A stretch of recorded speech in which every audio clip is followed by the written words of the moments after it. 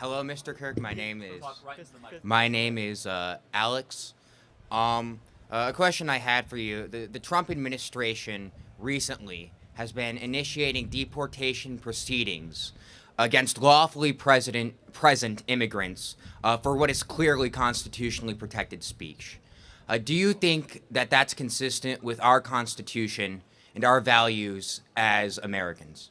Got it. So I wasn't sure what. So there's like five cases that you could have went with, but I'm guessing you're talking about Mahmoud Khalil and the students, right? Mahmoud Khalil is one case, but recently student visas have been revoked at this campus and at the University of Michigan. I'm glad they're revoked here.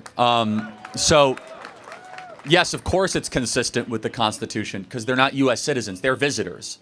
So as a visitor, you have to be a visitor on our terms, and if you break that compact, you are returned back to your country of origin. A student visa is a conditional invitation. We're going to see who you are, how you act, and how you behave. And if you behave in a way that the government deems to be unsatisfactory, of course you're going to be returned back to your country of origin.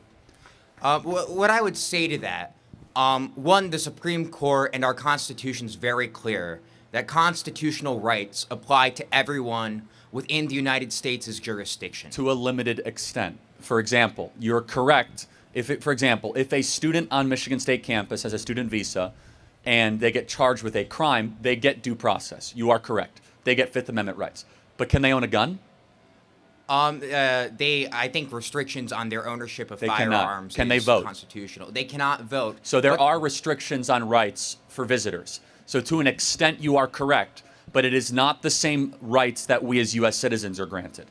Does that make sense? There are limitations on those rights. That makes sense, particularly in the exercise of political rights, like voting, which For is sure. an exercise of But political power. second to that is also political advocacy. As a visitor, you do not have unlimited free speech rights. You don't.